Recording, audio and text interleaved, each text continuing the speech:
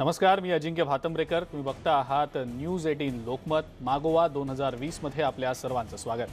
2020 हे वर्ष खरं तर कोरोनाचं महासंकट आणि अमेरिकेच्या राष्ट्राध्यक्षपदाच्या निवडणुकीनं देखील गाजलं. अमेरिकेची राष्ट्राध्यक्षपदाची निवडणूक ही जगासाठी खरं तर खूप महत्त्वाची असते, कारण या पदावर येणाऱ्या व्यक्तीचे विचार हे जागतिक राजकारणाला, आर्थिक धोरणांना आणि परराष्ट्रीय धोरणांना कलाटणी देणारे ठरत असतात. 2020 मध्ये ट्रम्पचं पर्व संपलं आणि बायडनचं पर्व आता सुरू झालंय. पाहुयात वर्ष सरता सरता अमेरिकेच्या राष्ट्राध्यक्षपदाच्या निवडणुकीचा घेतलेला हा आढावा मागोवा 2020 मध्ये.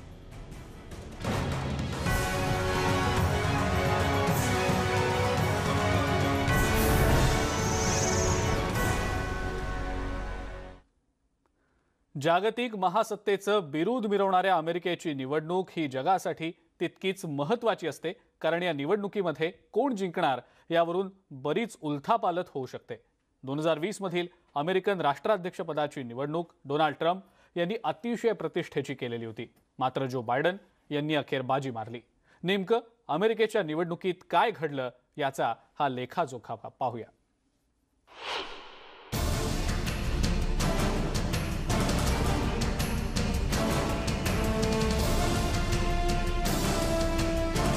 अमेरिकेच्या राष्ट्राध्यक्षपदाची 2020 ची निवडणूक ही सर्वार्थानं जगाच्या लक्षात राहणारी आहे. या निवडणुकीत रिपब्लिकन पक्षाचे उमेदवार डोनाल्ड ट्रम्प यांना पराभवाचा झटका बसला.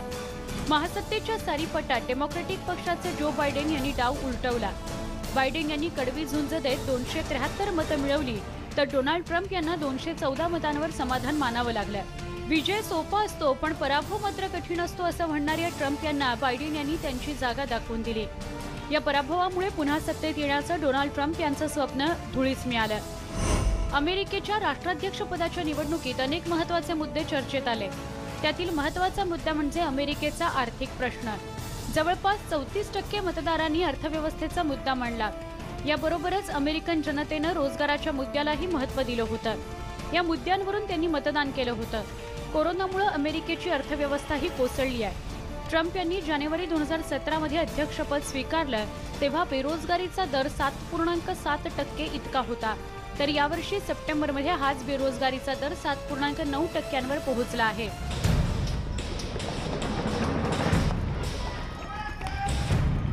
अमेरिकेच्या राष्ट्राध्यक्षपदाच्या निवडणुकीत आणखी एक मुद्दा गाजला, तो वर्णभेदाचा. डोनाल्ड ट्रम्प यांच्या पराभवात वर्णभेदाचा मुद्दाही कारणीभूत ठरला. मे 2020 मध्ये जॉर्ज फ्लॉइडच्या निधनानंतर अमेरिकेत पुन्हा एकदा वर्णभेदाचा मुद्दा गंभीर झाला. यावेळी ब्लॅक लाईव्ह मॅटरच्या घोषणा देत लाखोंच्या संख्येने जनता रस्त्यावर उतरली. त्यामुळे अमेरिकेत दंगली भडकल्या होत्या.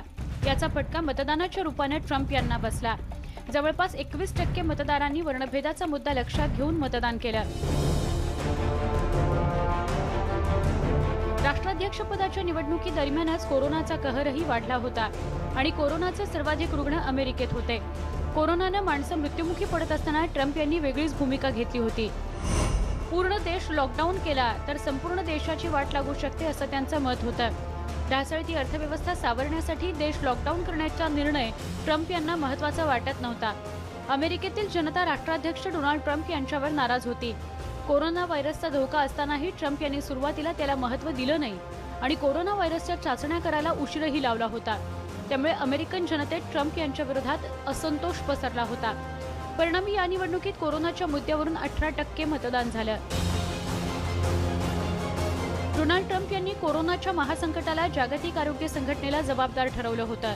तसंच जागतिक आरोग्य संघटनेला अमेरिकेकडून दिला जाणारा निधी थांबवण्याचा टोकाचा निर्णयही त्यांनी घेतला होता.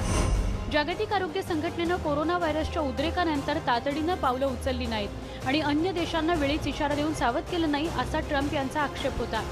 तसंच कोरोनाबाबतची माहिती आरोग्य संघटना वेळेत मिळवू शकली नाही असा आरोपही त्यांनी केला होता. या व्यतिरिक्त अमेरिकेतील गुन्हेगारी, सुरक्षा व्यवस्था, आरोग्य सेवा यांचा विचार करून 11% मतदान करण्यात आलं. अमेरिकेतील अर्थव्यवस्था, वाढती बेरोजगारी, वर्णभेद आणि कोरोना यांच्यावर राष्ट्राध्यक्ष म्हणून डोनाल्ड ट्रम्प प्रभाव पाडू शकले नाहीत. याबाबतचे निर्णय त्यांच्या विरोधात गेले. तर या सगळ्याचा मोठा फायदा जो बायडन यांना झाला. डोनाल्ड ट्रम्प यांच्यावर अमेरिकेची जनताच नाराज नव्हती, तर अनेक देशही ट्रम्प यांच्या धोरणांच्या विरोधात होते. ट्रम्प यांनी निवडणुकीत आक्रमक प्रचार, आरोप प्रत्यारोप, मोठमोठ्या सभा घेऊन अमेरिकेची सत्ता पुन्हा आपल्या हातात घेण्याचा प्रयत्न केला होता. मात्र जगभरातील अनेक राष्ट्रांची जो बायडन यांनाच पसंती होती. जो बायडन राष्ट्राध्यक्षपदी निवडून यावेत असं त्यांचं मत होतं. अमेरिकेच्या राष्ट्राध्यक्षपदाची निवडणूक जगाच्या दृष्टीनं फार महत्त्वाची असते, कारण या निवडणुकीचे परिणाम जगभर होत असतात. त्यामुळे जवळपास 86% देशांचा ट्रम्प यांच्यावर कमी विश्वास होता, तर केवळ 16% देशांचा ट्रम्प यांच्या नेतृत्वावर विश्वास होता. इतकंच नव्हे तर रशियासारख्या देशांनीही संदिग्ध भूमिका घेतली होती. अध्यक्षपदी ट्रम्प आले काय आणि बायडन आले काय, रशियाला त्याचा फरक पडणार नव्हता. डोनाल्ड ट्रम्प यांच्या धोरणांबाबत युरोपियन युनियनही समाधानी नव्हतं, कारण ट्रम्प यांनी युरोपियन युनियनलाही कायम स्पर्धकच मानलं होतं. तसंच ट्रम्प निवडून आले तर पाश्चात्य आघाडीत अमेरिका नेतृत्व सोडून देईल असा विश्वासही युरोपियन युनियनला होता. त्याचबरोबर युरोपीय देशांमध्ये फूट पाडण्याचा प्रयत्नही ट्रम्प यांनी केल्याची चर्चा लपून राहिलेली नाही. आणि ब्रेक्झिटला पाठिंबा देतानाच ट्रम्प यांनी उजव्या विचारसरणीच्या लोकांचा प्रचार केल्याचंही स्पष्ट होतं. भारतासाठी ट्रम्प यांची कारकीर्द संमिश्र ठरली. उभय देशांमधील मैत्री आणि अजेंडा मांडण्याचं व्यासपीठ ह्यूस्टनमध्ये हाऊडी मोदी आणि गुजरातमधील ट्रम्प यांच्या भेटीकडे पाहिलं जातं. जो बायडन यांनी अध्यक्षपदी निवडून आल्यास आंतरराष्ट्रीय सहकार्य आणि सहमतीला प्राधान्य देण्याची भूमिका घेतली होती. तसंच कोरोनाच्या महामारीकडे गांभीर्याने पाहण्याचं मतही मांडलं होतं. तर हवामान बदलासंदर्भातला पॅरिस करार पूर्ववत करण्याचं त्यांनी वचनही दिलं होतं. My great honor to introduce the President-elect of the United States of America, Joe Biden. एकूणच काय, 2020 मधील अमेरिकेच्या राष्ट्राध्यक्षपदाच्या निवडणुकीचं वर्णन हे ट्रम्प पर्वाचा अस्त आणि बायडन पर्वाचा उगम असं करावं लागेल.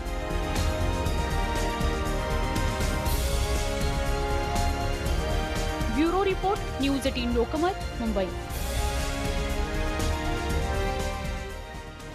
डोनाल्ड ट्रम्प यांचा पराभव करत अमेरिकेच्या राष्ट्राध्यक्षपदी जो बायडन विराजमान झाले.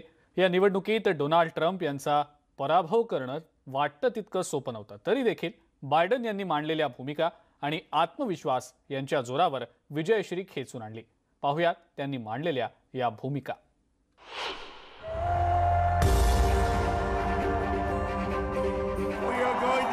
State of Michigan again. This election is the most important one you've ever voted in. अमेरिकेच्या राष्ट्राध्यक्षपदी कोण विराजमान होणार याची जगाला प्रतीक्षा होती. अखेर पेनिसिल्व्हेनिया या राज्यातील निर्णायक मतं मिळवत जो बायडन यांनी अध्यक्षपदासाठी आवश्यक असलेला 270 हा बहुमताचा आकडा गाठला आणि अमेरिकेच्या अध्यक्षपदावर शिक्कामोर्तब झाला. येत्या 20 जानेवारीला जो बायडन अध्यक्षपदाची शपथ घेतील. I pledge to be a president who seeks not to divide but unify. You chose hope and unity, decency, science, and yes, truth. अमेरिकेच्या निवडणुकीच्या प्रचारात बायडन यांनी डोनाल्ड ट्रम्प यांनी केलेल्या आरोपांना उत्तर देऊन अमेरिकन जनतेसह जगाचं लक्ष वेधून घेतलंय. अमेरिकेच्या निवडणुकीत हस्तक्षेप करू पाहणाऱ्या कोणत्याही देशाची गय केली जाणार नाही, त्यांना मोठी किंमत चुकवावी लागेल असा इशारा जो बायडन यांनी निवडणुकीपूर्वी दिला होता. डोनाल्ड ट्रम्प यांच्याकडे कोरोना हाताळण्यासाठी कोणतीही योजना नाही अशी टीका बायडन यांनी केली होती. तसंच कोरोनामुळे नागरिकांच्या मृत्यूसाठी जबाबदार असलेल्या व्यक्तीला अमेरिकेचा राष्ट्राध्यक्ष होण्याचा काहीही अधिकार नाही असा जोरदार हल्लाबोल ट्रम्प यांच्यावर त्यांनी केला होता.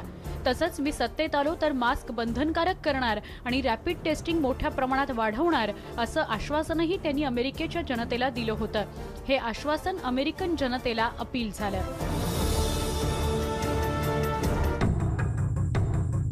अमेरिकेत वर्णभेदाचा मुद्दा नेहमीच डोकं वर काढतो. मात्र ट्रम्प यांच्या कार्यकाळात अमेरिकेत कायदा सुव्यवस्था बिघडल्याचं बायडन यांनी ठामपणे मांडलं. तसंच कराच्या मुद्द्यावर त्यांनी तुम्ही 2016-17 या वर्षात केवळ $750 इतकाच कर भरला आहात असं म्हणत डोनाल्ड ट्रम्प यांचं म्हणणं खोडून काढलं. जो बायडन यांनी निवडणुकीच्या प्रचारात डोनाल्ड ट्रम्प यांच्या रणनीतीला अतिशय कुशलतेनं उत्तरं दिली होती. उत्तर कोरियाच्या संबंधांबाबत डोनाल्ड ट्रम्प यांनी आपली युद्धसदृश स्थिती नाही असं म्हटलं होतं. मात्र आपण हिटलरने युरोपवर हल्ला करण्यापूर्वी आपले त्यांच्यासोबत चांगले संबंध होते असं म्हणत ट्रम्प यांची बोलती बायडन यांनी बंद केली. आंतरराष्ट्रीय पातळीवर संबंधांवर घेतलेल्या भूमिकेमुळे त्याचा जगावरही प्रभाव पडला। जो बायडन हे परराष्ट्र धोरणाचे तज्ज्ञ म्हणून ओळखले जातात। वॉशिंग्टन DC मधला अनेक वर्ष राजकारणाचा अनुभव त्यांच्या गाठीशी आहे। जो बायडन अनेक वादात अडकले असले तरी अभ्यासू नेता म्हणून ते सर्व परिचित आहेत। वॉशिंग्टन DC मधला अनेक वर्षांचा अनुभव असलेले नेते, उत्तम प्रशासक, परराष्ट्र धोरणाचा गाढा अभ्यासक, कुशल वक्ता आणि भावनिक नेता म्हणून त्यांची ख्याती आहे। तसंच व्हाईट हाऊस मधील राजकारणाचा तब्बल 46 वर्ष अनुभव असलेले आणि 2दा अमेरिकेचे उपराष्ट्रपती राहिलेले जो बायडन अनेक कारणांनी प्रसिद्धही आहेत। अनेक संकट आल्यानंतरही बायडन डगमगलेले नाहीत। जो बायडन यांना भारताचे हितचिंतक म्हणून पाहिलं जातं।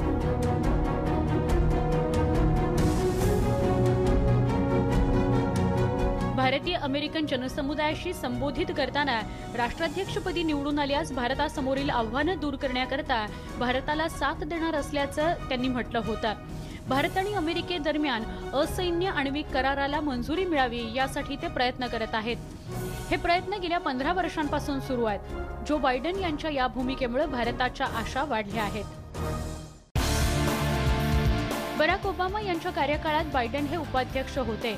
त्यावेळी आम्ही अर्थव्यवस्थेबाबत चुका करण्याची शक्यता 30% असल्याचं ते म्हणत असत। ओबामांविषयी ते नेहमीच चांगलं बोलत। ओबामा मुख्य प्रवाहातील पहिले असे आफ्रिकन अमेरिकन नागरिक आहेत जे उत्तम वक्ते आहेत, चमकदार आणि स्वच्छ चारित्र्याचे आहेत, तसंच ते दिसायलाही देखणे आहेत असं बायडन म्हणत असत। एकूणच अमेरिकेच्या राष्ट्राध्यक्षपदी आता ते निवडून आल्यानंतर भारताबरोबर त्यांचे संबंध कसे असतील हे पाहणं यापुढे महत्त्वाचं असणार आहे। Bureau report, news 18 Lokmat. मागोवा 2020 मध्ये वेळ झालेली आहे एका छोट्याशा ब्रेकची। लगेच परत येतोय, बघत रहा news 18 Lokmat.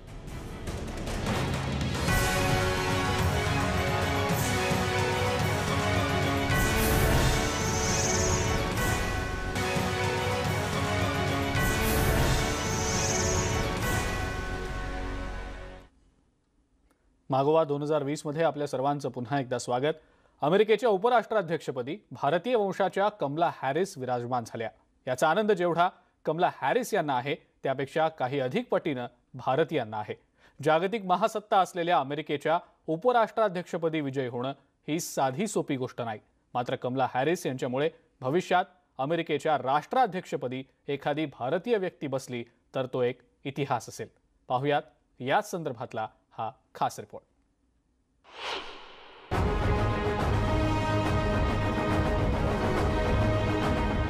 My great honor to introduce the President-elect of the United States of America, Joe Biden. Thank you for bringing more people than ever before into the democratic process.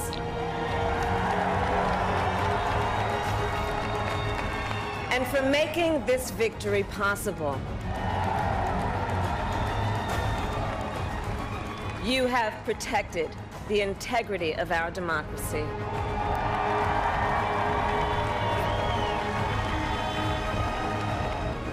You chose hope and unity, decency, science, and yes, truth.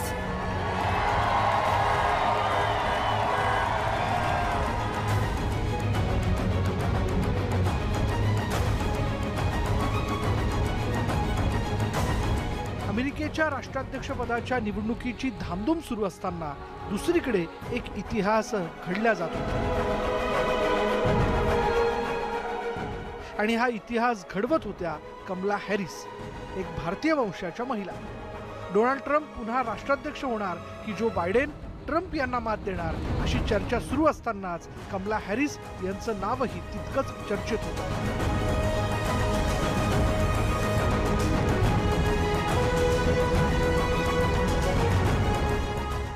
अमेरिकेत जे राजकीय बदल होत होते त्या बदलातला चेहरा म्हणजे Kamala Harris.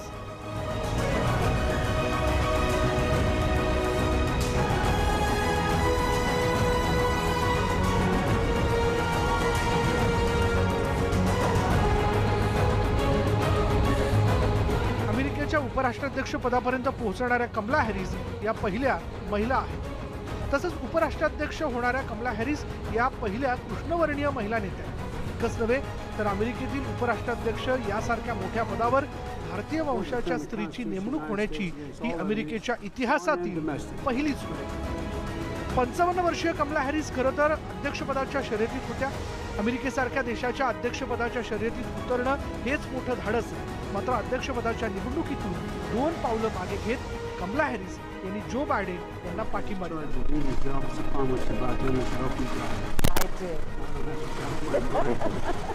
Joe Biden यांनी कमला हॅरिस यांची रनिंग मेट म्हणून निवड केली होती. उपराष्ट्राध्यक्षपदी विजयी झाल्यानंतर हॅरिस यांनी पहिल्या भाषणात अतिशय बोलकी प्रतिक्रिया दिली होती. लोकशाही वाचवण्यासाठी संघर्ष करावा लागतो आणि यातच मजा असते, कारण आपल्या लोकांचं भविष्य निर्माण करण्याची ताकद आपल्यात असते. अमेरिका नवीन दिवस पाहिल जे तुम्ही जगाला दाखवून दिलंय, असं हॅरिस म्हणाल्या होत्या. अमेरिकेच्या उपराष्ट्राध्यक्ष पदापर्यंत पोहोचण्यासाठी जिद्द, मेहनत, इच्छाशक्ती आणि राजकीय पटलावर बाजी मारण्यासाठी मुत्सद्दीपणाही लागतो. अध्यक्षपदाचं स्वप्न बाजूला सारून निवडणुकीत सहभागी झालेल्या कमला या व्यवसायानं वकील आहेत. कमला हॅरिस यांचा जन्म ऑकलंडमध्ये 1964 मध्ये झाला होता. त्यांच्या आईचं नाव श्यामला गोपालन, त्यांच्या वडिलांचं नाव डोनाल्ड हॅरिस. कमला हॅरिस यांनी 1998 मध्ये ब्राउन युनिव्हर्सिटीमधून पदवीचं शिक्षण पूर्ण केलं. पदवी घेतल्यानंतर कमला या आपल्या राज्यातच स्टेट अटर्नी बनल्या. उपाध्यक्षपदी विराजमान होण्यासाठी कमला यांनी अनेक विक्रम नोंदवले. 2016 मध्ये त्यांनी सिनेटर लोरेटा सांचेज यांचा पराभव करत अमेरिकन सिनेटमध्ये कनिष्ठ प्रतिनिधी म्हणून त्या निवडून आल्या होत्या. त्या काउंटीच्या पहिल्या महिला डिस्ट्रिक्ट अटर्नी होत्या आणि त्या पदावर पोहोचणाऱ्या पहिल्या आशियाई अमेरिकन होत्या. अमेरिकेत कर्तृत्वाला मान मिळतो आणि तिथे स्वप्न साकार होतात या म्हणण्याला त्यांच्या निवडीनं एका अर्थी पुष्टीच मिळाली आहे. यात त्यांचे कष्ट आणि कर्तृत्वाचा मोठा वाटा आहे.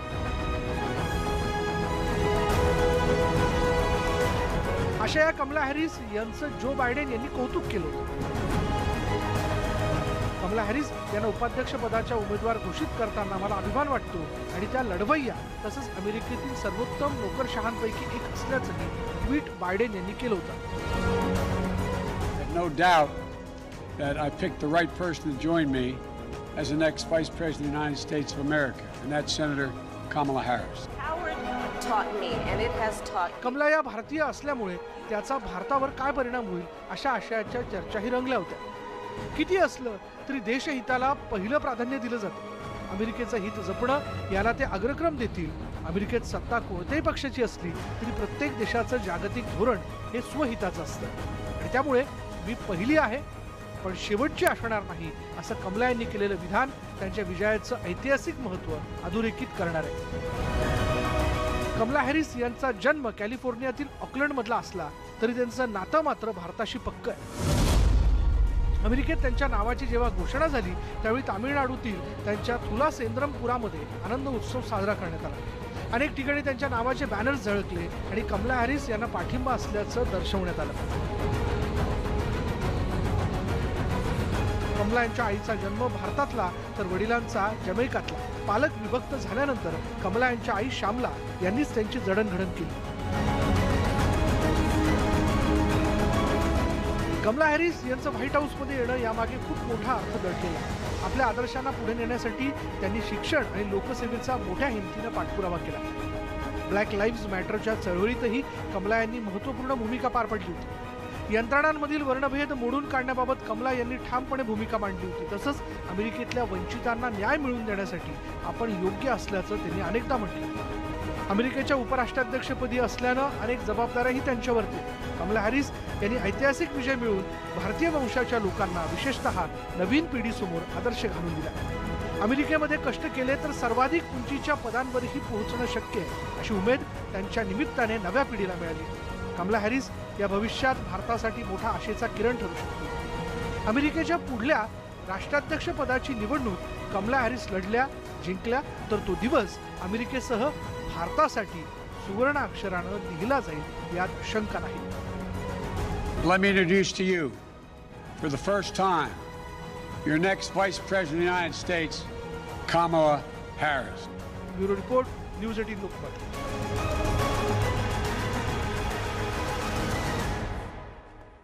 आणि यासोबतच मागोवा 2020 मध्ये आता आपण इथंच थांबूया. ताज्या बातम्या आणि अपडेट्ससाठी बघत रहा फक्त न्यूज 18 लोकमत.